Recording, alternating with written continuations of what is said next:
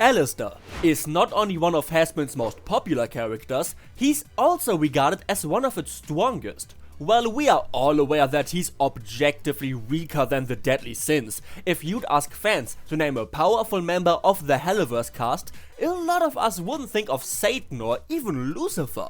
Many of our minds skip right ahead to... However... What just happened? Fuck. Huh? What just happened indeed?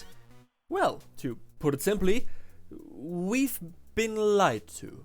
Let's clarify one thing from the get-go. Adam is incredibly powerful. Him beating Alastor in a fight shouldn't be much of a surprise.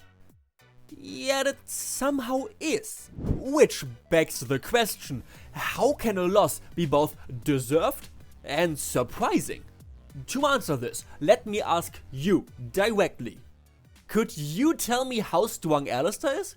I bet not, and that's by design, by which I partially mean his literal character design, the most striking aspect of which is his near constant smile.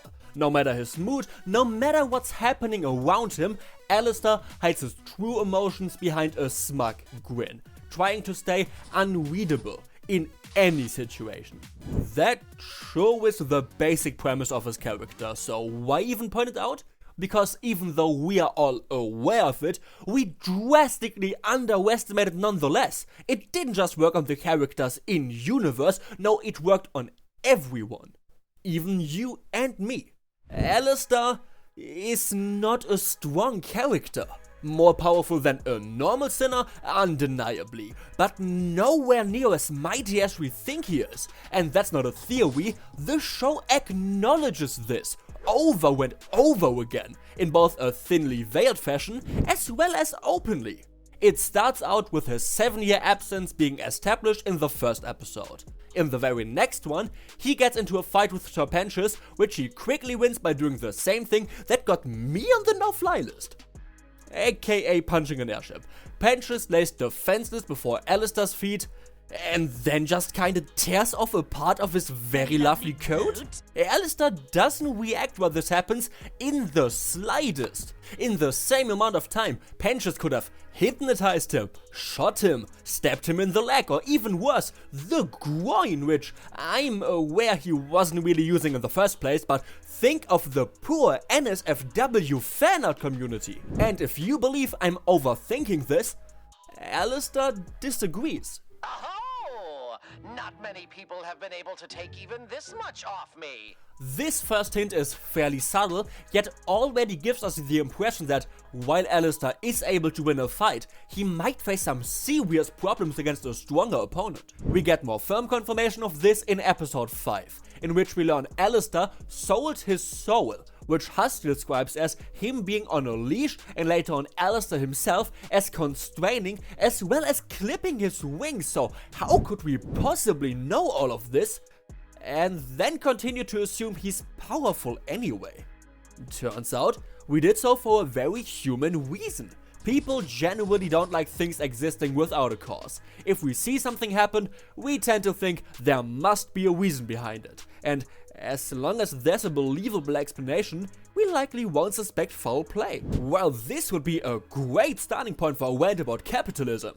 Let's continue talking about this gay furry cartoon instead. We saw Alastor's self-assured arrogance paired with a menacing smile and said to ourselves, he must have a reason to act this confident in such a dangerous world. No one in their right mind would be this respectless, this openly hostile, especially towards the short king of hell himself, unless they were able to stand their ground. But in regards to outcome, there is no difference between us thinking something is true and it actually being true. If I'm sure you did something, no matter if I'm right or wrong, my reaction is the same. And your reaction to this video is hopefully to leave a like and subscribe. Alastor doesn't have to be as powerful as we imagine, as long as we are imagining it. And his smile and attitude aren't the only reasons why we did. We were constantly pushed to believe this lie. We heard Mimsy's story about Alastor's rise to fame, in which he took out one overlord after the other, publicly torturing them shortly after he appeared in Hell. Makes him seem incredibly powerful. He hasn't done any of that in a while. Doesn't say anything about how powerful he is currently though. And the same goes for the Overlord meeting, to which only the strongest and most influential sinners are invited. Alastor being right there with them obviously makes it seem like he's one of them.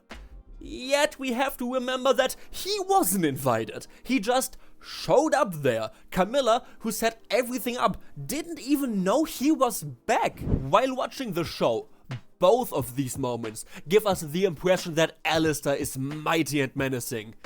Yet if we take a step back to think about it, neither of them say anything about him post 7-year absence. Hazbin Hotel did something incredibly interesting here. It weaponized vibes. They presented Alastor as if he was strong and every single one of us just believed them. But you'd think a few people would eventually start questioning why we are doing it, which would lead to the whole fandom noticing this. So why didn't it happen? Because they had a few trump cards up their sleeves. First of all, a few people just assume it's the show failing to adhere to the basic show don't tell principle, which is honestly fair enough. Alastor also fits the mysterious and overpowered archetype perfectly, so us not learning a lot of specifics about him, especially during the first season, wasn't much of a surprise. Yet even those who did question him were given bigger mysteries to focus on. Why did he disappear for 7 years? Who did he sell his soul to? But more importantly, we got to see him use his powers. The biggest showcase of which, definitely the giant shield during the finale. Very cool, very impressive, leads to one of my favorite jokes of the entire show. Adam takes it down with a single punch. His giant demon form that's shown off twice, very cool, very edgy. Just him but bigger though. His special radio-themed abilities? Husk literally lost such a substantial part of his powers that he isn't even considered an overlord anymore. Yet he still has some of his gambling-themed abilities and is much stronger than the average sinner. Once again, it looks very impressive, but doesn't prove anything. All of these factors make Alastor losing the fight against Adam shocking, yet entirely foreseeable, and they explain why Alastor acts in such performative ways. It's an amazing twist I absolutely adore.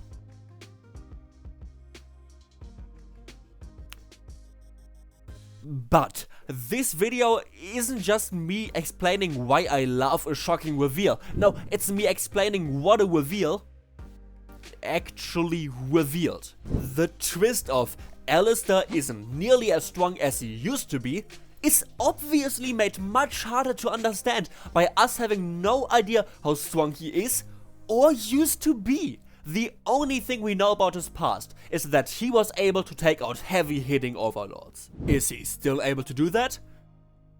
I don't know. How strong even are overlords? I don't know. The only one we've seen fighting, besides Alastor himself, is Camilla, who won a 1v1 against an exorcist, which normal cannibals are able to do, as well as her fight against Veggie, in which she didn't even aim to harm her, so we aren't even able to estimate how strong Alastor is supposed to be. This is undeniably a fuck up, but it's one they already worked around. We know the V's are going to be much more important antagonists in Season 2, meaning the next big fight Alastor is going to get into is likely against Vox, and we actually know the exact outcome that fight should have. You still pissed he almost beat you that time? But what do you think? Will the fight prove me right, or will I look like a colossal freaking idiot? Tell me in the comments down below, and on your way down there, please leave a like and subscribe.